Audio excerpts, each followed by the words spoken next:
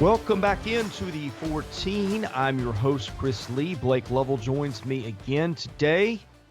Blake, it was not the most interesting night of college basketball in the Southeastern Conference. We did have some interesting baseball things we'll discuss later, but we are getting closer to March, my favorite month of the year, and the basketball doesn't have to be good for it to have interesting implications, and we certainly had some of those, I think, coming out of Tuesday's games. Yeah, I think Arkansas and Alabama took interesting to another level with how that game played out, and I think both fan bases could probably tell you that a lot of emotion, a lot of fouls and free throws, and this was sort of your vintage SEC basketball game. It felt like with a recurring theme that we've discussed over the past several years with the fouling and the free throw shooting and how it compares to other conferences nationally. But I say all that to say this. You can't take anything away from Arkansas because Arkansas outplayed Alabama, and I thought the Hogs were the better team in that game. But it was an interesting night of action, and like you said, there was certainly some takeaways, I think, not just in that game, but from the others also. Well, full disclosure, we were splitting duties. I was keeping an eye on Vanderbilt in Tennessee, and you were watching that one. So I saw nothing of it other than the occasional score updates and highlight break-ins. But Arkansas does what it's been doing lately, getting 4 or 5 guys in double figures. Moses Moody plays almost the whole game, gets 24 points, although, boy, that's the oddest stat line ever for scoring. 3 of 12 from the field, 2 of 5 from three, 16 of 19 from the foul line. You don't see one like that very often. Well, I mean, when your team shoots 43 free throws, I guess they've got to come from somewhere. And like you said, that's certainly an unusual stat line for him. But I mean, he played pretty well. I thought guys like Justin Smith and Jaylon Williams, they were very essential. I thought to this kind of game for Arkansas to be able to win, and they really stepped up and played well. You talked about the balance you had with all these other guys.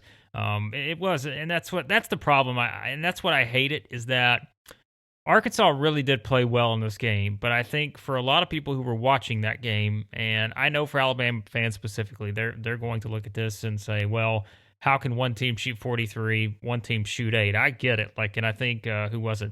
Cole Kubelik. He brought up the stat. It was the biggest range in terms of free throw shooting from one team to the other in an SEC game in a long time. I need to look that up. I'll get it before we wrap up this podcast. But and I think that's the thing is it really was like we knew it was going to be a good matchup, and Arkansas played really well. But I think if you're just a casual fan tuning into ESPN and you come across this SEC basketball game and you're just sitting there watching, I would have to think at some points you probably thought this game was not watchable because there were just whistles on every other play. You had all the fouling, all the free throw shooting. I think there was a combined 50 fouls in this game. And I don't, it wasn't unlike any other game we see. I don't think it was just so aggressive to the point to where, it warranted even on both sides. Again, I know Alabama fans are going to point out the numbers slanted in Arkansas's favor, but I think even on both sides, just watching this game, it was brutal at times. And I don't think that's what you want for your biggest game on the biggest stage of the season, to have that takeaway. But again, I'm not taking anything away from Arkansas because I thought they deserved to win the game. But I just thought in terms of the actual playing style in the game and how the game unfolded itself, I can't say that it was probably the most beautiful presentation of SEC basketball that you would want to see if you're a league that still probably to some degree struggles to get more respect nationally. Well, the free throw shooting, like you said, it was 43-8. Fouls were, what was it, 32-18 in favor of Arkansas. In other words, Arkansas got called for fewer fouls and probably could have been worse because when a team goes 27-43 from the line, you would assume there's probably a missed front end of a 1-and-1 in there too. But yeah, I mean, let me ask you something on Alabama for a minute. Is Alabama slipping a little bit? Because you look at the last 5 games, a 3-point loss to Missouri, a 3-point win over South Carolina. No, both those were on the road. Then they blast Georgia 115-82 in that game, squeak by Vanderbilt by 4 points on Saturday, and then go get blown out on the road. Although, again, maybe some questionable Foul calling in there. I mean, again, I didn't see it, but when a team is so good defensively as Alabama is, it begs some questions. By the way, the officiating crew for that one, Doug Schall, Steven Anderson, Lee Castle. But are we a little worried about Alabama lately? I think there's an obvious issue with Alabama away from home. I mean, they haven't played well at all. Even in the game they won at South Carolina, they won that by 3. But I think, as we've seen, I mean, South Carolina to me is the worst team that's playing in the SEC right now, which we don't put Texas A&M in that category.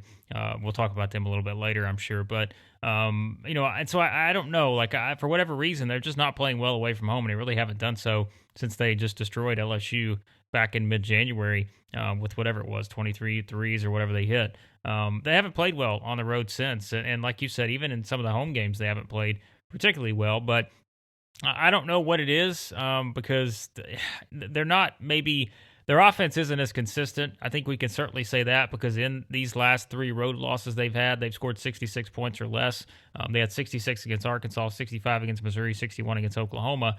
So that is something I think you certainly have to look at and say, well, if you're Alabama and you want to make a run to a Final Four and maybe you get put into a number 2 seed or something like that at this point, which seems like the most likely range for them, maybe a 3, you have to win games away from home. And in a tournament setting, you're not playing in Tuscaloosa. So I think that's something to keep an eye on if you really want to be able to trust this team in March, because they just haven't, for whatever reason, that they haven't played very well away from home. And so I don't know what it is. I mean, I think I'm still trying to sort of figure out what it is with them. I think if you're a team playing Alabama, probably that the best way to do this is to try to slow the game down a bit, not maybe play that type of style where they're just running up and down the floor and getting wide open look after wide open look from 3. I think some of the teams have been able to adjust and do that a bit better. But even then, their offense doesn't feel as crisp. It doesn't feel as sharp as it did before. And they're having to lean on their defense more. And certainly, like you said, when you have a game like this where, some people will like it, some people don't in terms of the free throw number and the foul number and all that. But, when you're giving up that many and you're putting yourself in a spot to where the other team is shooting a lot of free throws and you're fouling a lot and you're in foul trouble, that puts the pressure on your defense when you're not having your best offensive night. And so I think that combination just kind of put them, behind the 8 ball in this game particularly, but that's also something that could kind of pop up, I think, here moving forward for them. I want to make sure we spend some time on Arkansas before we move on to the next game. But 2 things with Alabama that I wanted to bring up. First of all, and I know his game is way more than scoring. Like, scoring is not at the top of the list of things this guy does, but Herb Jones lately, he has scored in single digits in 6 of the last 7 games. Now, I don't know when the last time a guy won Player of the Year in a league with the scoring stretch like that, and I don't know what'll end up happening when we get to the voting, which, by the way, you and I are going to spend some time on in the next couple of days. But his stat lines lately, some nights haven't been great. Last night, 24 minutes, 2 of 6 from the floor, doesn't shoot a 3, has 5 turnovers, does get 4 assists, but I don't know. His minutes lately, he hasn't played over 30 in any of the last 6 or 7 games. Again, the scoring's down. I'm guessing that has something to do with that too. I think so, and he's had that injury, and I think we can say we want, like, we don't know specifically what kind of pain he's dealing with and all of this with the injuries, but I have to believe that's playing a role too. He's had this hip, and I think it's back. Like, I think that combination he's been dealing with for a while now. It was one of the games, I'm trying to remember which game it was, but it was one of the games back several weeks ago, maybe almost a month ago, or over a month ago now. Maybe Mississippi State. I can't remember, but he got injured in one of those games, and I know that from there, he hasn't played as well. And one of the things too, his offensive numbers have fallen off, but if you look at it also, like his foul numbers have gone up. I think in the last, let's see, I'm looking through here now, I want to say 5 of the last 6 games, he's had 4 or more fouls, and he's fouled out in 3 of the last 4 games. That's, I don't know. I mean, the way he plays defense, like he's someone that will get his hand in and be able to kind of, swipe for steals, and maybe that gets, a reach and foul every now and then. I don't think that's out of the norm for him, but that's something too, to where, he's fouled out. I mean, in 3 of their last 4 games. And, I think that's something to also kind of look at, because before going back, I mean, he was playing 30 plus minutes, but he hasn't kind of hit that range here in a while now. And I'm sure it's a combination of things, like you said, probably with the injury, I have to believe plays a part in this. But there's just some other things. And he's very important to that team, because it's more than offense. He sets the table for them on defense. He is the one that makes everything go. And if he's not at his best, I think this Alabama team, all of a sudden, whereas maybe they're beating teams by 20 before, it kind of brings them back to that same spot as other teams. And that makes these games more competitive. And really, that's exactly what we've seen here recently. I'm glad you brought up the injury. I had forgotten that.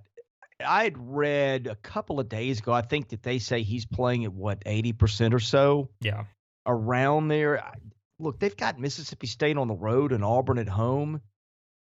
And if Auburn's not going to have Cooper, I think both those games are winnable. I mean, it might cost you a seed line if you lose a game and don't have him on the floor, although he's not playing at the level we've seen.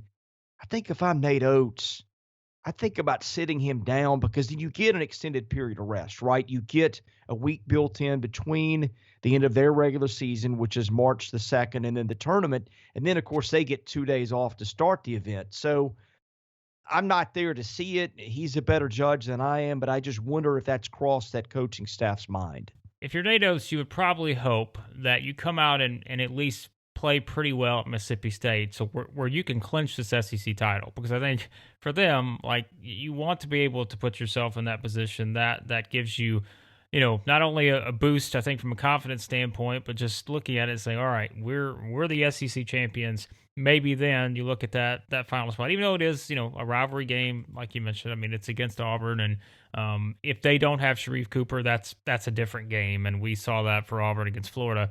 They just didn't play well. And so I would really like to see, I think if you're an Alabama fan, you would really like to see them come out and play well in this game at Mississippi State, because if they were to go in and lose to Mississippi State, who has been so up and down, and we don't know what we're getting from that team, then I think you're having serious concerns about this team in the tournament, saying, for whatever reason, they just cannot play well away from home now. And until they can fix that, it's hard to trust them. But I don't think I'm there just yet. I still think they're obviously the best team in the SEC. I thought that was going to be a really tough game against an Arkansas team that's playing as well as anyone in the country. They've won 8 straight in the league now. And so it was going to be a challenge no matter what. But I think if you're looking at it short term, you want to be able to lock up this SEC title if you're Alabama. Long term, if you want to make a run to the Final Four, Herbert Jones is going to have to be he's going to have to play a lot, and he's going to have to be someone that's contributing a lot, not just on the defensive side, but being able to give you 10 or 12 points too. So it's kind of a spot where they're going to have to figure some things out, but I think it would go a long way for them to being able to do that if they can win this game at Mississippi State and feel a little bit better about where they're at heading into that last game against Auburn, and potentially, a makeup game there somewhere before the start of the SEC tournament. I would think it's going to be tough for Alabama to earn a 1 now. I know that you and Rocco, I think, talked about that on the podcast on Monday or Tuesday, whenever it was you guys did that. I think it was Monday. Yeah. But there's that, and also Arkansas, man. These guys have got to start. You got to start thinking about them as a potential 3 or 4 seed, I would think. Yeah, I think that's kind of what we said is with Alabama's loss, if you're going to lose a game, losing to Arkansas was probably the best way to do it, to still maybe potentially have a chance to get in that one conversation. But I think for Alabama now, it's pretty simple. I would guess that they really need to win out in the regular season and then probably win the SEC tournament title, because that, like Rocco pointed out, that would give them the double. That would give them the regular season title. That would give them the tournament title. I think in that scenario, they're still right there in that conversation to have a potential number 1 seed, which of course will depend on what Michigan, Ohio State, Illinois, teams like that do around them. But you look at it that way, and I think that that's the scenario for Alabama. For Arkansas, I mean, we kind of touched on that too with Rocco, was that, I mean, they can get into that protected seed range now, I'm pretty sure, just based on getting another quality win, because that's the conversation we had for so long, is that Arkansas did not have the quality wins. Well, now they've done nothing the past several weeks but pick up really good wins. And so I think that's pushing them more towards a potential top 4 seed. If you're Arkansas, I mean, that's, if you flip it with Arkansas and Alabama, and let's say Arkansas wins out in the regular season and they're on a huge winning streak, and maybe they keep that going into the SEC tournament. I think even if Arkansas were to make a run in the SEC tournament to the final, not necessarily even have to win it, I think that would lock up a top 4 seed probably for Arkansas, because their resume is just getting stronger and stronger, and knowing potentially, that they're still going to have games to play that are going to help their resume too. They've got LSU on Saturday. That's a projected win against an NCAA tournament team. That would be significant, and I think Arkansas would be pushed right up into that top 4 seed line.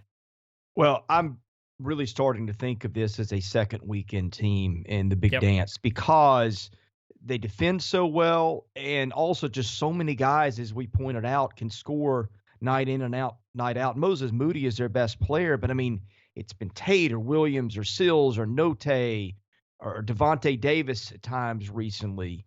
Justin Smith, Connor Vanover does some big things. I mean, that's one of those teams that I look at what can go wrong. And when you defend consistently, which Arkansas does, and you're not relying on one or two guys for your scoring, to me, that's a tough out to face, because you can get things, you can, when things go wrong, they have contingency plans. And I tend to put a premium on a thing like that. Yeah, I mean, they're 8 or 9 deep, like, consistently, and maybe some of these guys aren't scoring at the double-digit level, but, like, they've got 8 or 9 guys that can play 15-plus minutes a game, you feel like. And I think last night was a good example of that when you talk about what they got out of Jaylon Williams. He averages 3.7 points per game, but last night he had his best game of the season. He has 13 points, he had 8 rebounds, really played well. And so I think when you look at it, I mean, they've just got a lineup that is getting better and better, and I kept saying I thought the thing for them was really just more games. Like, they just needed more games against good teams, because we're talking about an entirely different lineup for them, basically, I guess, outside of Desi Seals, right? From last year, this is a completely different team. And so they were plugging in a lot of new faces and a lot of guys who were going to be playing together for the first time. And I think it just took them a while, because, their non-conference schedule was what it was. Not holding it against them, because it was a really tough year to schedule games. But, you had to be able to go into SEC play, and they lost some of those games early, some close games. They had the 2-4 start, but since, I think they've just figured it out, and the more they've played together, the more that chemistry is coming together too. And even if you look back at their non-conference schedule now, to be honest, I know these are teams that are probably not going to be circled by a lot of people just casually, but North Texas is playing very well in Conference USA. I mean, they've won a lot of games. I think they're 8-2 now in the league. You look at a team like Abilene Christian. I know that's not going to be one that just people are going to be saying, oh, that's a great win. But I mean, they're 19-3. They're leading the way when you look at the Southland. So I think Arkansas's resume is shaped up a lot better, and the reason is everything has come together for them, and their chemistry is there now, and it is. I mean, it really is. Like, it's one of the hottest teams in the country, and I don't think anyone wants to play them right now. Yeah, Abilene Christian and North Texas are both NIT-type teams, even without winning the conference, based on their KenPom ratings, both in the top 100. So there's that. All right, let's switch to Vandy, Tennessee. Have you ever seen a rivalry game where both teams' fan bases came out as deflated as they did after that one? That's a good point. I didn't even think of it that way, but you're right. I mean, on the Vanderbilt side, obviously, it's so strange. I mean, what was it, 45 minutes before the game, I guess, they're out for warm-ups, and we all of a sudden find out that Scottie Pippen, Dylan DeSue, and Cleavon Brown are all not playing. I mean, I guess the Cleavon Brown was not as surprising, but the other two, had no idea going in. I think we were all anticipating, like we said, I mean, we could have saw Vanderbilt being in a spot to win this game at full strength, but guess what? Like, they still had a chance to win this game, even without those two all-SEC players in Pippen and DeSue, and arguably, someone that's very important to what they do in Cleavon Brown. So that tells you what you need to know about Tennessee. I talked about jumping off the Tennessee bandwagon. I mean, look, I'm running away from it now. It seems like, because not just jumping off. Like, I'm down the highway, and it's just, I don't know, man. That was a game that I told you deceptive. Like if you were someone who was just so zoned in on Alabama and Arkansas and you just looked up after the game and said, oh, okay, well, Tennessee beat Vanderbilt by double digits. Looked like a pretty easy win there for the Vols. It was not at all. What was this, a 4-point game with like 3 minutes left or something like that? Yeah, I think they got it to 3. Yeah. I mean, and like if you say 24 hours ago, Tennessee goes into Nashville and wins by 12, I'm saying that's a really good win. Yes. Because with the Sue and Pippen, they're competitive night in and night out. And we've been critical of Jerry Stackhouse. I don't think he's going to recruit the talent to turn them around, but I'll give him credit. He's made some pieces fit that aren't very good pieces around them at times, and occasionally a third guy will pop up. If I know Tennessee goes into Nashville and gets a 12-point win without knowing about Pippen or Sue being hurt, I'm thinking that's a really good win.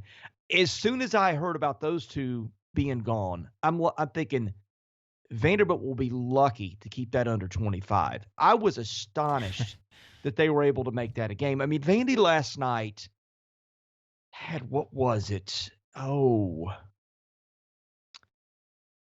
19 turnovers and 8 2-point field goals. Yeah. 3 of 6 from the line, gets out-rebounded by 10. I mean, you look at that lineup and you tell me one player who scares you on offense. I mean, Trey Thomas and Isaac McBride and Jordan Wright can pop up and hit a 3, and that's really what kept Vandy in it. It hit 13 of them, 4 of them from Thomas. And Evans can do that too. I mean, Evans has about 2 games a year where you're just going, what in the world just happened here? Where he goes for 25 or 30, but that is the worst team of scholarship players I can remember in the SEC in a while. And we'll get to Vandy, man. I'm just befuddled. And I'm on a text chain with some Tennessee people last night. They're just disgusted with that team right now. And I've kind of been the one that's defended them because sometimes when you're too close to things, you don't have the right perspective.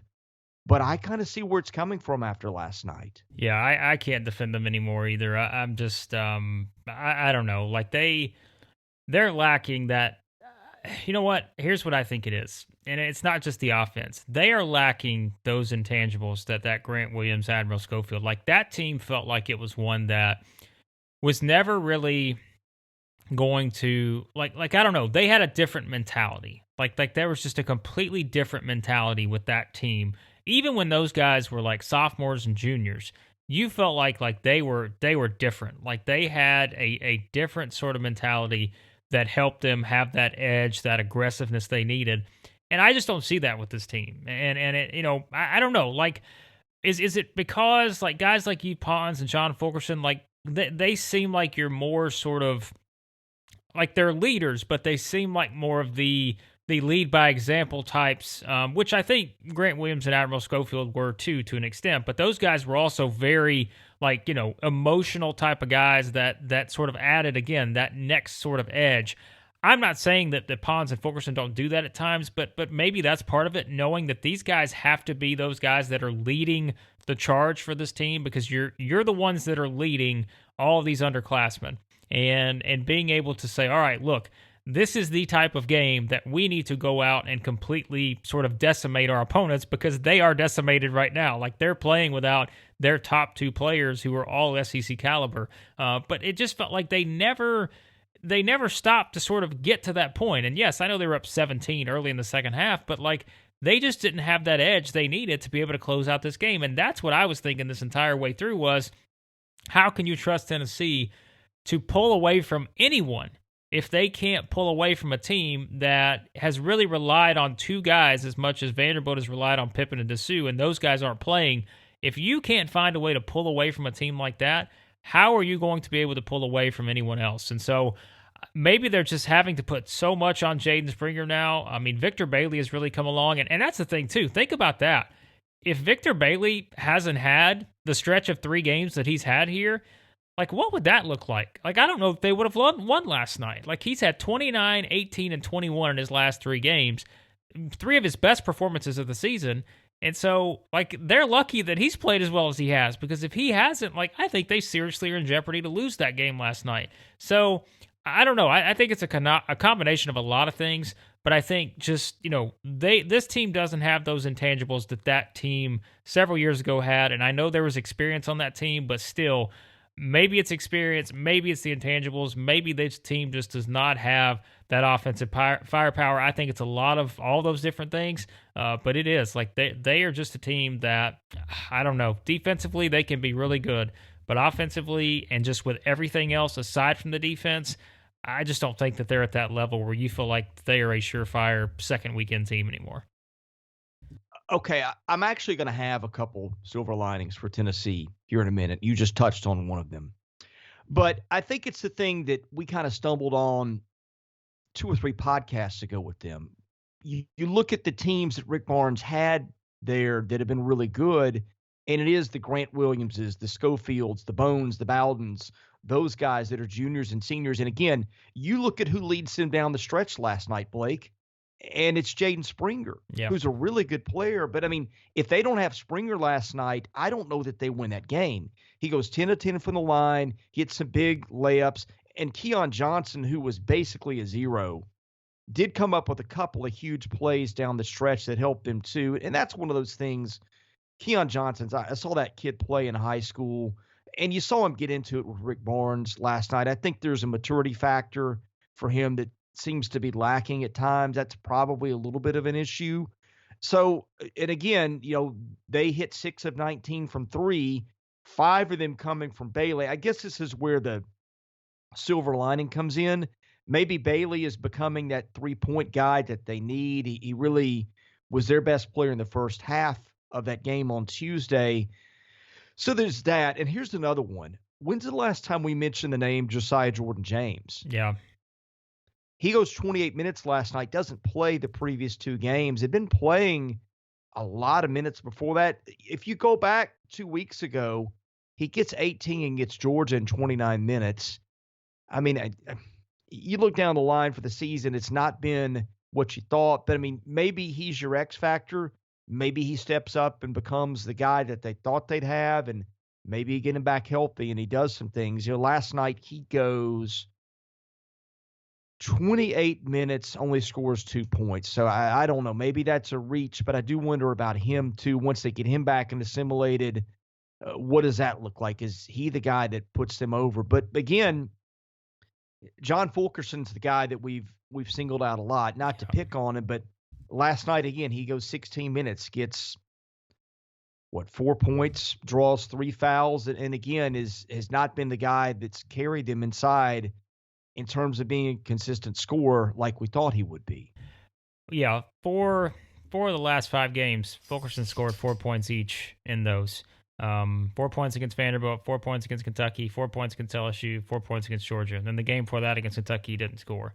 So that's just not like that. That's just not to the level that they need. And maybe that's certainly a huge part of this. I have to feel, because that's not enough. Like they need much more from him. I know he gives value rebounding and all that. He brings value on the defensive side, but he's got to score more than 4 points in the majority of these games he's played over the past several weeks. And so I think that's just as big of a reason why they are where they are right now. For Vanderbilt, my goodness. You look back about 4 or 5 years, I don't know that there's a team in the country that has been as adversely impacted by injuries. And people will go back at the end of the year and say, well, they had a season-ending injury to Dessou, and who knows, maybe one to Pippen too. He's got a hip flexor. I don't know how long that's going to keep him out. But I would say in this case, these are, at near the end of the season, right? So it's different than losing a guy 4 or 5 games into the year in November. They have been without Cleavon Brown most of the year with COVID or injuries or whatever's been the case there from one day to the next. That's hurt them some because Brown has been that rim protector that they really need. But you go back last year, they lose Aaron Nesmith after the Auburn game. That was the first SEC game they'd played all year. Brown was out last year, I think, after game 8. The year before, of course, the Darius Garland injury, which completely changed the trajectory of that program. That was 4 games in. You go back the year before, they lose Matthew Fisher-Davis who was supposed to be their best shooter and a preseason first-team All-SEC player. The year before that, which was 5 seasons ago, and the last one where they were even remotely decent, that's the team that got into the NCAA tournament with 16 losses. Luke Cornett gets hurt for them in December and January. They just weren't the same team until he came back and started playing better. I don't know if any program in America has had a worse run of injuries than Vanderbilt to key players. And man, if you know one, I'd love to hear it. Yeah, that's the thing is, we can talk a lot about kind of where the program has gotten to, but man, luck does play a factor. Like it really does. And I know people want to say, well, it is what it is. You make your own luck and all that. But I mean, sometimes when you have a string like this, as we said, of a lot of guys that are going to be playing at the NBA level and they're in your program and they just don't get to, they're not playing what, some of these other guys are playing. They're not playing a full season. They're not playing even a half a season for some of those guys in certain cases. So it's so different because, that this is one of those, if you do a series on what ifs and such, and we could do that on a lot of things, I'm sure, in SEC sports, but if you just did a what if on kind of what Vanderbilt would look like if Darius Garland never had the injury and didn't play, even going back to last year, like what would the program look like this year if Aaron Nesmith plays more than he did? And it's just, you go on and on and on. And so I think like you, and I wanted to bring that back up. You talked about Jerry Stackhouse. And there are fans that are frustrated. I get it, but you know what? Like when I watch this team play, I still see a team that gets better. I just don't see enough talent to be able to compete night in and night out. I don't see the depth there. But to say, this team, like they get better and they are so close on so many occasions that I think that's where some of the frustration comes in too, is knowing that if they can recruit well, if they can get to that point to where they can recruit very well, I would be confident enough in saying that if they can get enough talent in there, 1 through 7, 1 through 8, consistent, guys in that group, then I feel like would develop them to the point of this being a team that can compete in the top half of the SEC. But that's the big thing, right? Is can they recruit to that level? And whereas bring guys in that are already maybe in that middle to upper tier versus bringing guys in that are below that a bit, and then having to need, 2 or 3 years to develop these guys versus maybe getting them to on that same par with a lot of other SEC players in a year. I think that's going to be the big thing. And if they could do that, I really do believe that, this program would be heading in the right direction and it would take a step back into being even maybe in that middle, which right now you take being in the middle of the SEC. You don't even have to be near the top. Like you would just want to be in the middle. But I guess that's still the question is, are they going to be able to do that as a staff and get that recruiting to the level to where they can build that type of team within the next year or two? Well, if you remember what Jerry Stackhouse was when he took this job, he was the G League Coach of the Year. I can't remember if it was the season before he took the job or a couple seasons before, but that's his bread and butter, right? It's developing players. Yep. And he's talked about it ever since he got to Nashville. And if you listen to the whispers, that's to the detriment of recruiting. And he's even said, we're going to spend more time on player development than recruiting. Which doesn't exactly make sense because you only get 20 hours a week, I think, to work with the kids. It's not like that cuts into your time that you can spend beating the bushes for players. But you look at the cupboard for them, okay? And they don't have a post in sight. I mean, I guess Cleavon Brown could come back for a 6th year. He can't stay healthy. Hasn't been the last 2 years. Quentin Malore-Brown has not been the answer. And other than that, I mean, they don't have anything. Ejike Obinna has never developed. He's not even seen the floor a ton in situations where they're down men. Akeem Odesipe is not big enough or developed enough to help them. They don't have any posts in next year's class. I mean, I can see the path with Jerry where it could work for all the reasons you pointed out. I just don't think that they are going to put the time into recruiting that others do. Now, they're in on some players. We'll see if they can close it. And like you said, if that changes, then the narrative changes. But he's just so stubborn and combative, and you see it because we both live in Nashville, and he's just always at somebody about something. There's not a lot of humility there. I just don't know. He doesn't look like a guy that is open to doing things other than the way Jerry wants them done. And again, you sprinkle in a good bit of that, and I think the outcome's different. But until they change the way they do things, I just don't see it changing a lot. I don't think that they will get enough players because look, it's clear the guy can develop guys and do some things in coaching. There's no way they should have been within a dozen points at Tennessee last night, or within 5 with the minute to play or whatever it was. But this year also shows you've got to have guys, and they have 2 really good ones, and it hasn't been good enough. Yeah, that's what I was going to say. Sometimes also it's not just about what you do, it's about what you're going up against the competition. And we talk about recruiting. Like, we know where the SEC is now. Like, if you look at SEC basketball recruiting rankings, like, they're what SEC football recruiting rankings have been for a long time. Like, that's where SEC basketball has gotten to. If you just look at, like, the recruiting rankings for last season, I think, let's see, 1, 2, 3, 4, 5, 6. You have 6 SEC teams in the top 12 nationally in recruiting classes. So you're talking about almost half the league is in the upper whatever percent that is of nationally. Like, they're all in the top 12.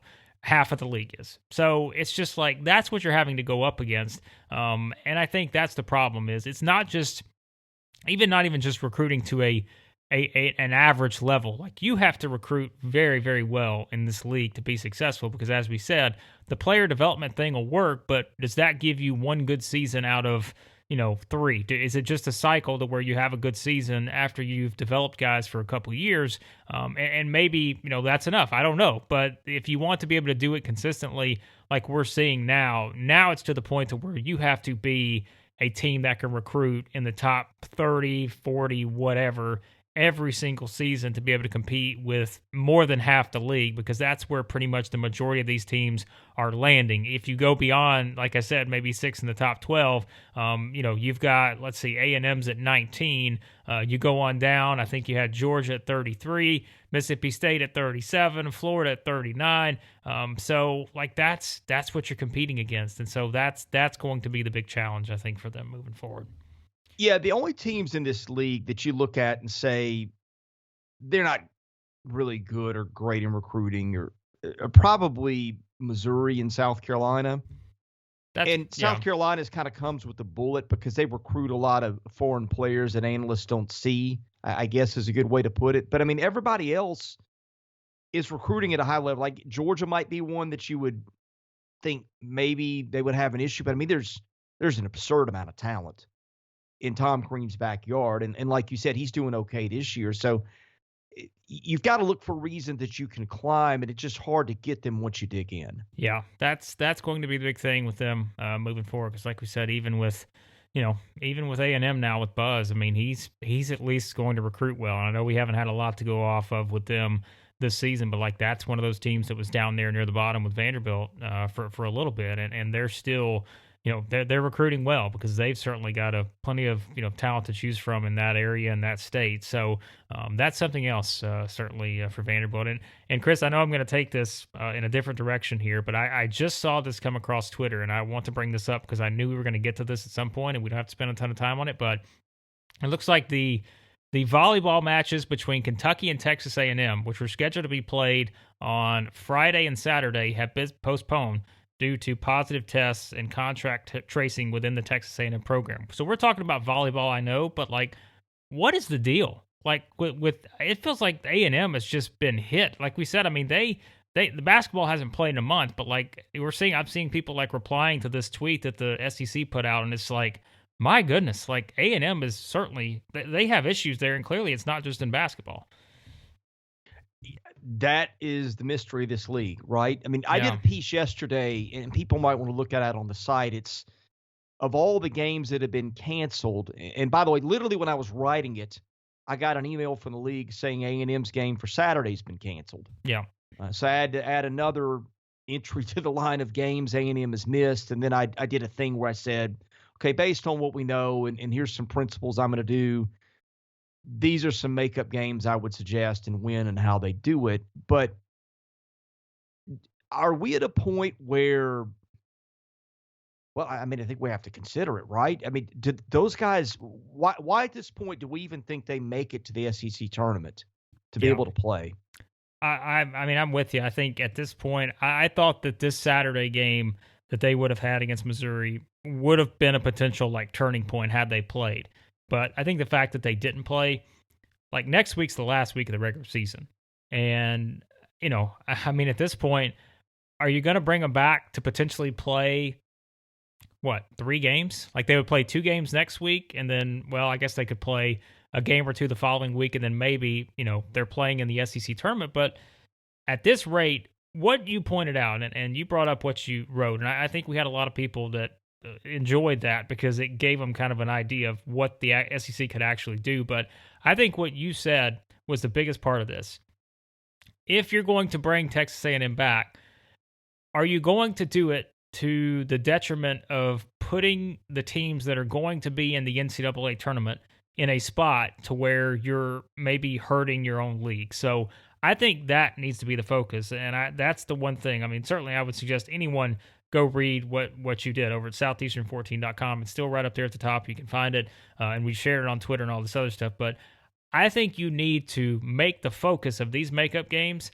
They need to be on teams that are going to have a shot at either, improving their NCAA tournament seed or getting into the NCAA tournament. So, AKA a team like Ole Miss, versus trying to figure out, well, how can we do what we need to do to help Texas A&M here? Because I just think, look, and that's not being, malicious or anything. It's just, I think we've reached the point to where this team has not played in a month, and it's going to be over a month by the time that their next game comes around, if they were to play whatever it is, next Tuesday or Wednesday. So I think the priority needs to be focused on how do we put our teams that are going to be in the tournament in the best position to improve their resume, to get to the tournament, whatever.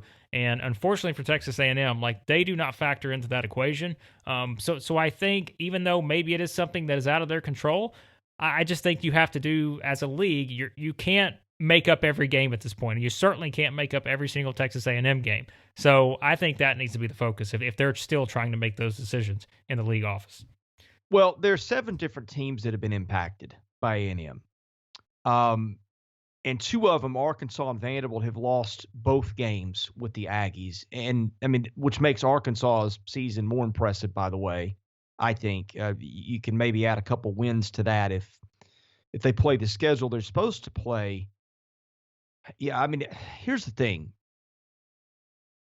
If I'm running the league, I'm asking some questions, right? Because either their protocols, either it's bad luck or something in their protocols that is not working, or it's what we've seen, and this is true. I mean, you saw it at Duke, and you've seen it in other sports where guys, quote unquote, opt out, where really they're just sick of the situation, don't want to play. And I suspect that's been an issue more than has been publicly talked about. I don't know what's going on at A&M, but if I'm Greg Sankey, I'd like to know. Oh, yeah, and that's what said. Like this whole volleyball thing, I think, throws a wrinkle into it. Now, trust me, we unfortunately have not been able to cover SEC volleyball on this podcast, but I couldn't tell you if Texas A&M has played volleyball before this or anything. Like, I don't know what their schedules look like, but I will say, like, it's clear. Like, I mean, they're having issues there in multiple sports. It looks like at this point. So I'm not sure what they do, but like you said, I think the situation needs to be on, okay, we may just have to put Texas A&M to the side here for a bit and figure out, okay, how do we manage around everything else we've got to make up? Because we know not every game is going to be able to be made up. There's just not enough, and I don't think you're going to see teams lining up to want to play 3 or 4 games in that off week, before the SEC tournament. It's just not going to happen. So I think you got to pick and choose, and you have to figure out some sort of formula. Again, I think for what's going to be best for your tournament aspirations. Like that needs to be something to where, like it or not, and I'm sure teams at the bottom may not like it, but you know what? It's it's almost NCAA tournament time, and I think for the league, their point is to try to put in position, or at least that's been sort of the protocol, is to say, hey, we've wanted you to schedule better. Teams have done that in the non-conference. They put the league in a much better position to get more tournament teams in. And I think at this point, you need to be able to make that a focus here as you get closer to the start of the NCAA tournament. Well, you hate to do this, but I almost think that you have to reach a point where you say either A&M plays its game next Wednesday, March the 3rd, against Mississippi State, Or if it can't, you just look and say, hey, look, Yeah. they haven't played since the 30th of January. We're going to go ahead and assume they can't make it for the tournament and just go ahead and cancel their appearance, because I think at that point you have to figure they're not going to be able to play, or the odds are they might be able to. They might be able to. But at that point, you screw a lot of stuff up if they don't. And I think if I'm the league, I'm saying you guys either get in shape to where you can play that game next week, or you're not coming to Nashville. Well, and that's the thing is, if they don't play next Wednesday, and then you're like, well, all right, we're ready to play now. Like, we can do some of our makeup games. Is Arkansas going to be lining up to play Texas A&M? I don't think so. Like, why would you want? You're having one of the best seasons. Like, you're making a race here to a potential top 4 seed. I don't think Arkansas would be happy with having to play Texas A&M, even though they missed both the games. If that's the one that League decides that, hey, we need to make up one of these just because, I don't know. Like, that's another problem I think that they'll have to deal with. Well, okay, let's look at the schedule as it stands now, okay? I believe they've revised the bracket. You've only got one game on Wednesday night, and that's going to involve A&M almost certainly. So I guess at that point you have no Wednesday games because Auburn's not playing. Yeah. The 12-13, that is playing man, I've seen this and I'm pulling this up again.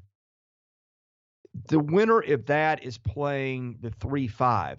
So I guess at that point you put whatever team is in there, which is probably Vanderbilt, into that slot and just get rid of the Wednesday games. Am I thinking through this right? No, I think that's probably what you would do. You just wouldn't have a game on Wednesday, and you would just slide everyone up. I would guess that's probably the best way to do it. And is not having a Wednesday game really that big of a deal?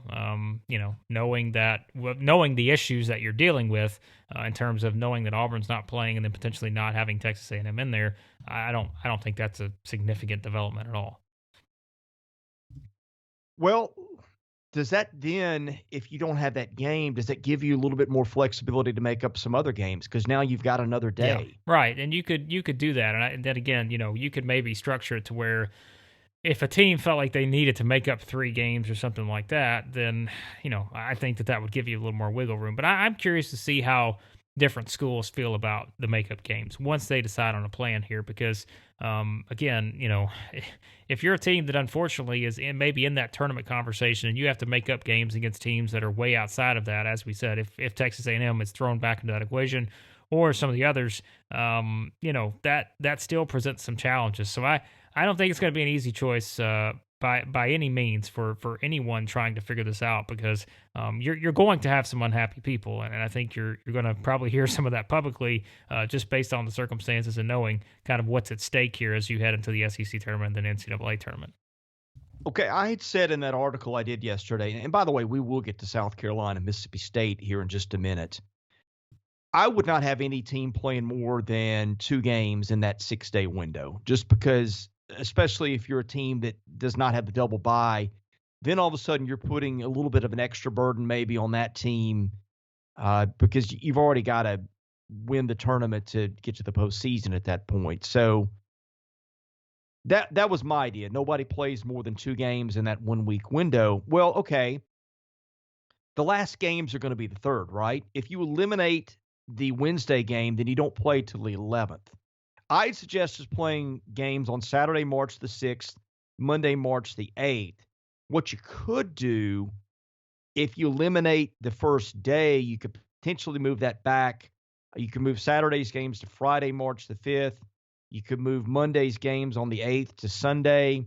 And then maybe you could get an extra game on Tuesday for some teams or all the teams. I mean, I think all of a sudden, if you take A&M out of the picture, to me, it might become a little bit easier to play those makeup games. And, oh, by the way, the other thing that you do by knocking them out is all of a sudden you don't have the potential for more games canceled later that you're assuming they're going to play. Here's the question I have for you. And I think I know the answer to this, but I'm honestly just curious. Like, do you see a scenario where the SEC just says, you know what? Like, just forget it. We're not making any of these games up. Like, I mean, could that be a possibility now, given the mess that they're in with Texas A&M and trying to sort everything out from the other teams? Like, do you see that as a possibility to where they could just say, hey, I mean, a lot of these teams have played a good chunk of games, and maybe some of these teams are only missing a game or two. Do we just figure out a way to seed the SEC tournament using a formula like the Horizon League or someone used, and just say, hey, it's literally impossible for us to figure out a way to schedule all this around. So everybody just gets a week off. We head into the SEC tournament and we start fresh. Maybe, but I mean, they planned ahead for the scenario, right? That's Right. why they left this gap. So I would think not, but maybe here's your compromise. Maybe you survey all 14 teams and say, raise your hand if you'd like to play some games in between your Yeah. last one and the tournament. And that way, the teams that would like to get an extra game or two can do it, and the ones that don't want to don't have to. And then nobody has a complaint, right? I would think coaches would want to play, like, because we talked about sort of momentum and stuff, like when we get into conference tournaments and we're like, okay, well, the team that plays on Wednesday, we've seen so many times they can make a run to Saturday because they're hot and they're playing and they're not just sitting around waiting and all of that. So I just threw that out there because I don't know. I know they built in that week on the back end, but I don't know that they were anticipating a situation like this, though. I have to feel like that they were just probably thinking, okay, we may have a couple games here or there to make up, but now that you have one team that is kind of, again, if we're going to factor Texas A&M into this, if you don't, then I think it makes it a little bit easier. But if that's the situation, then I think it just maybe they're just sitting around wondering, my goodness, like this is a very complicated situation. How do we kind of plan around that? So we'll see. Speaking of things that are hard to figure out, have you ever seen a team that wasn't like an overwhelming favorite, like say 15 points or more, win a game where they're minus 10 in turnovers? Yeah. Well, to be honest, But because that's what Mississippi State did against South Carolina. Not only won it by 21 points. there's a reason we saved this game for this point in the show, because this was brutal to watch. Like, this was, we talked about kind of that Alabama Arkansas game for different reasons, but like this was just this was ugly. And I mean, unfortunately for South Carolina, like I said, I think they put themselves in a situation where, not counting Texas A&M, like South Carolina's the worst team in the league. And I'm surprised to be saying that, but I also wonder too, what's the similarities between South Carolina and Texas A&M? Well, now it's that both teams have been off, had to, have a month pause during their season. So I know that has to play a factor, but man, it still has to be frustrating for Frank Martin, because this was a team that had some talent. Like, you've got talent on the floor, but they just have not been able to put it together. And, you lose a game like this now, and just given how they played recently, it has been a struggle for the Gamecocks. We have talked about with Carolina on night to night, their defensive effort is just not there, and they only give up 69 points. But I look at the rebounding, 49-24. When you see that out of the Frank Martin team, you just say they didn't show up that night. And again, I didn't get to watch much of that one at all. I don't know that I regret that looking at the box score, but that's one of those things that just, with those guys, having seen them play several times, and just you leave the game scratching your head going, what's going on here? Because this is not the way Frank Martin's teams generally play. Yeah, it's not. And that's why I'm sure he has to be frustrated with it, because it really, like, it looks unlike any team he's had before. And I think really it's because of the talent. Like, we were talking about AJ Lawson as a potential like draft pick and stuff last year. And so you've got him there, and Manaya's back, and Keyshawn Bryant and Kuznard and those guys. Like, it's just, I don't know. Like, it has been a little surprising, but I don't think we can underestimate just sort of that stretch they had from December to January that completely threw off probably the overall development of this team, and them being able to get to a point to where right now, maybe they're able to win some of these games that they lost, but sitting here now with a 6-game losing streak, and it's just, yeah, they have been bad. And I don't know that it's, look at their 2 games they have on their schedule right now. Like, it's not going to get any better, is it? They're playing at Georgia, who's playing really well, and then they got to play at home against Arkansas. So you have to assume that it's probably not going to get much prettier from here. I think Mississippi State's the poster child for SEC basketball this year. Yeah, I don't know with them either. Like, they're just, like you said, they're so, and that's my point. Yeah, no, that's what I'm saying. Like, they're just so up and down. Like, it's just, I don't know. Like at times I'm like, man, I got Mississippi State wrong because I thought they'd be the second worst team in the league, but at other times they look like it, and it's just it depends on the night, you know. But now they've beaten Ole Miss, and now they beat South Carolina, and like we said, stranger things have happened heading into this game against Alabama on Saturday. Alabama does not love playing in Starkville, and so I can't say that I see this being just an easy walk in the park. For Alabama, I could certainly see Mississippi State coming out and making this interesting. Well, State doesn't get the things State normally gets when it wins games. I mean, Iverson Molinar, to me, that's the guy that as he goes, that team goes. He only gets 9 points, 1 assist. Of course, there's not a lot of bad stuff there with him either. I mean, he's 3 of 8 from the field, 1 turnover. DJ Stewart's the other guy that kind of makes them go. He's 8 of 9 from the line, but I guess you look at it, they get a lot from their posts because you get 20 and 21 between Adu and Smith. And that's better than both those guys have played recently, especially Adu, who is not really a scorer, but you have some nights where his box score is pretty empty. I guess that's where they won that game, especially as you look at the way the boards were controlled. Yeah, and I think their size, that's one of the strengths that they're going to have. It seems like Howland's had that since he's been there, is he gets guys with size, and he built a team, around big guys. Even if they're not the driving force, he's at least got those guys that can defend and rebound and block shots. It seems like he's always had that since he's been there, and I think that's just, that's something that I think will make it a little bit difficult on Alabama also, but that's really all that you feel like Mississippi State probably has to go on right now, is just being able to do that, because otherwise, good rebounding team, good offensive rebounding team, but offensively, you don't ever really know what you're going to get from them, it seems like. All right, let's shift to baseball, where I think if you give Auburn 2 more innings, they score as many points as South Carolina did in basketball. They were close. It's funny. Runs, not points. I'm sorry, but the comparison obviously is there. That's my transition. But Auburn puts up 33 on Alabama A&M. I was on Twitter, and all of a sudden, I just decided to just glance at the SEC baseball scoreboard, and I looked up and I was like, something's wrong here. Like, this can't be right. But then I started going through all the scores in each inning, and I'm like, wait a second. Like, this is right. Like, they are up. I saw it first. It was 28-0. And I'm thinking, oh my goodness, like this can't be real. But then, of course, it makes its round on Twitter, and I'm just thinking, oh my gosh, this is that's not something you see every day. You don't see a team score 33 runs in a baseball game every day and shut out the other team. So that's an unusual feat, to say the least.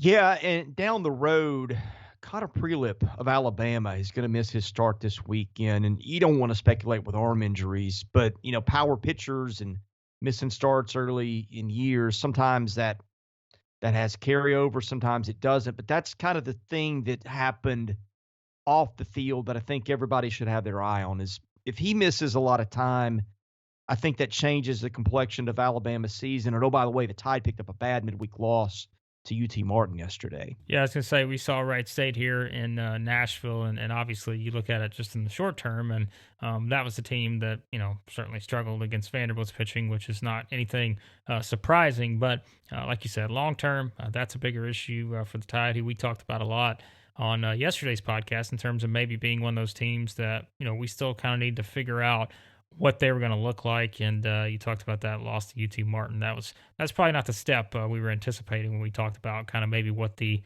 potential could be for that team, and then adding in an injury. Not great for them after that weekend opener there.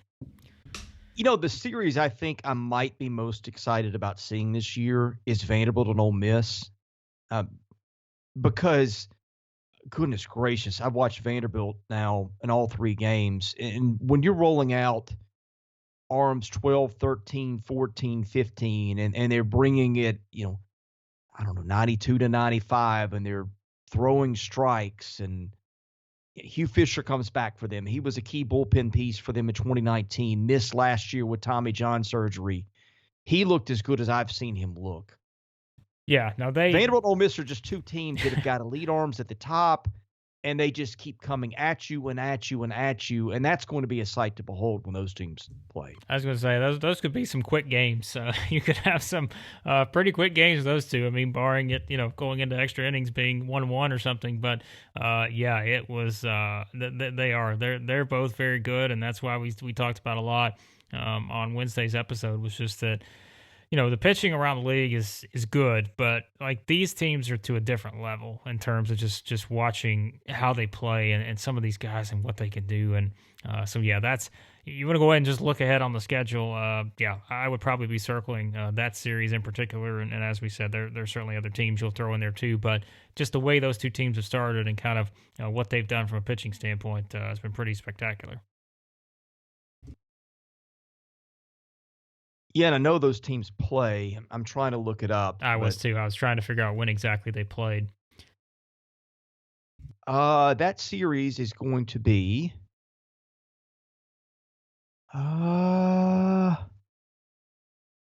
late in the year, May the 15th through the 16th. Yep. I mean, if Ole Miss can survive that schedule, there's a chance that game is for the conference. I mean, I'm not going to rule out Florida, but the Gators have done some things pitching wise in a bad way that I didn't see coming. I'm not ready to rule them out as an elite team. I mean, that's not even the conversation yet, but I do wonder. I think Ole Miss is the best team right now, and Vandy, I need to see the hitting, but my goodness, you don't need many runs out of that offense for them to win games. Yeah, no, you don't at all. And I'm curious about that too, because you talked about it. That's sort of the second to last series for both teams in SEC play, and then I think Vandy finishes with Georgia, or Vandy finishes with Kentucky. Ole Miss finishes with Georgia. So you feel like those are two spots where even after that series against each other, they'll have a chance to win more games. So it could be setting up for one of those big ones. Long season to go, but I think out of the gate, like you said, it's pretty easy to be kind of wowed by what those teams in particular can do, especially with the pitching. And to Ole Miss, this speaks to the depth. Ole Miss in a midweek game uses 5 pitchers who strike out 18 guys in a what is a 12-1 win over Arkansas State. So I guess the other thing that stood out, well, 2 things. LSU got a second straight win over Louisiana Lafayette, which is a very good mid-major, whatever the term is we're going to use, program outside the Power 5 structure. So that's 2 good wins for LSU after the midweek the weekend stumble, I guess it is, against Air Force, where they split that series 1 apiece. So there's that. I guess the other thing, A&M was the team that I wondered about, and the answers I'm getting I just don't like. A&M wins yesterday, but it beats Tarleton State 7-6. That team is just getting to Division I, and so you'd like to see the Aggies, I don't know, put up a whipping on somebody in the midweek in a game like that. But the fact that it didn't happen tells me probably should be a little concerned there, which I frankly was after that Xavier series. Yeah, I was saying they got off to a bad start in that game too. It was like, man, you kept wondering, like, are they potentially going to lose this game? Like you said, it took a walk off to be able to do it, but I can't say that they've been impressive. It's just boy, that they're one to keep an eye on, like we said, potentially for going in the other direction, because it's just had been a good start there for the Aggies, which unfortunately has seemingly been a theme when we've talked about Texas A&M on this podcast thus far. Obviously, we've talked about basketball too, but not ideal for the Aggies, I think, just in terms of where they are right now. How are these baseball teams doing it without mass roster issues, and some of these basketball teams can't? That's a good point. I guess the similarity is that it's outdoors, right? And not that we're virus experts, but it's probably less easy to transmit it when you're outside all the time. But I mean, you've seen one series affected by COVID, and that was the Kentucky series that didn't get played. Kentucky's back and fine to play. What was it, Monday or Tuesday? I guess it was Monday. I'm not hearing about any COVID-related absences with any of the baseball teams, unless I'm missing something. No, I think you bring up a good point, and like you said, we're not experts at all. But yeah, I think maybe just that plays a role in it, because most of the stuff you're doing team wise is outdoors. And I guess too, with baseball, it's not a contact sport, so you're not, you're not right on top of each other all the time. And even though maybe you are in the dugout and all these other things, but those, I guess, are some of the differences you could point out with baseball versus a sport like basketball. Well, Blake, I think we've hit about everything today. I'll give the floor to you to close. Yeah, no, check out, we brought up the thing you wrote, like you said, over on the site for basketball. That's still up there near the top, about what the SEC could do with the makeup games. I know you and Barry did a baseball recap from yesterday's action, and so you can check that out. Also, and continue to subscribe to the podcast. Yeah, any podcast app you use, you'll find us there. Give us a nice 5-star rating and review so we can reach more people. But yeah, we got a lot of exciting stuff on the way here as we continue to talk about lots of basketball, lots of baseball, and of course, we'll be cranking up football here soon enough. Well, and you and I are going to work today to crank out a pretty cool basketball piece that I think we'll have out Friday, and I think it's going to be a regular feature that people will enjoy. Yep, should be fun. And so, yeah, this is, I don't know, man, we're having so much fun with this, like we said, and I think just the feedback we've gotten has been awesome. So we're having fun with it. It's a lot to cover, but hey, that's why we signed up for this, because we enjoy doing it. And so, yeah, we appreciate everyone's nice words thus far. Well, please rate, review, and subscribe to our podcast. Check out the website. A lot of content there that we don't get into on the podcast. That is at southeastern14.com. Check out our Twitter feed at 14southeastern.com. In any case, I'll be back tomorrow with Blake here at the 14. Thank you for listening. We'll see you again on Friday.